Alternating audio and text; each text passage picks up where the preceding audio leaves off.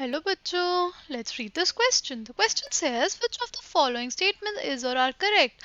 First हमारे पास the atomic and ionic radii of alkaline earth metals are smaller than those of the corresponding alkali metals in the same periods. Second हमारे पास second ionization enthalpies of alkaline earth metals are smaller than those of corresponding alkali metals. Third हमारे पास compounds of alkaline earth metals are more extensively hydrated than those of alkali metals.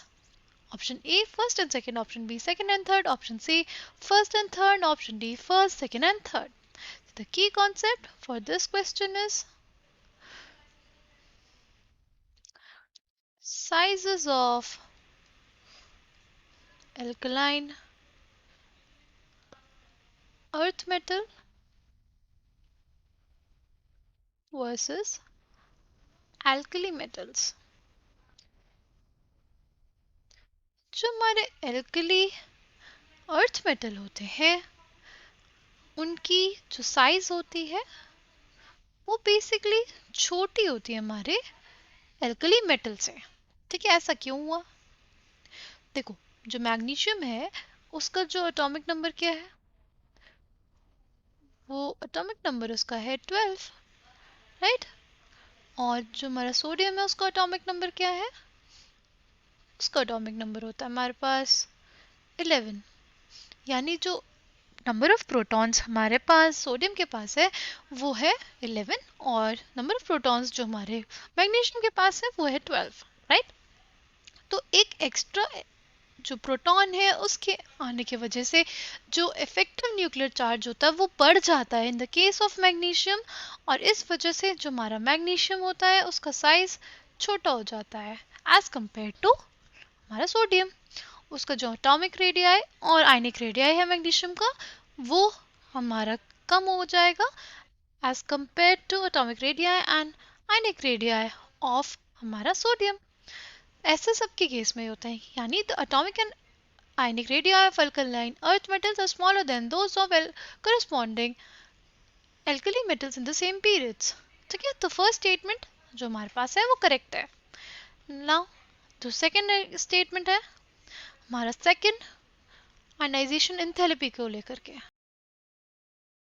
देखो, second ionization जो enthalpy होती है, अगर हम लोग देखें जो हमारे सोडियम है उससे एक इलेक्ट्रॉन,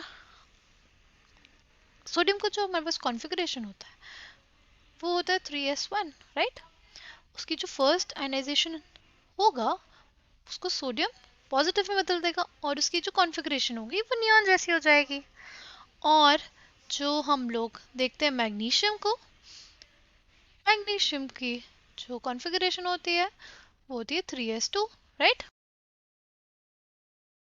अगर उसकी फर्स्ट आयनाइजेशन देखें तो हमारा हो जाएगा नियॉन 3s1.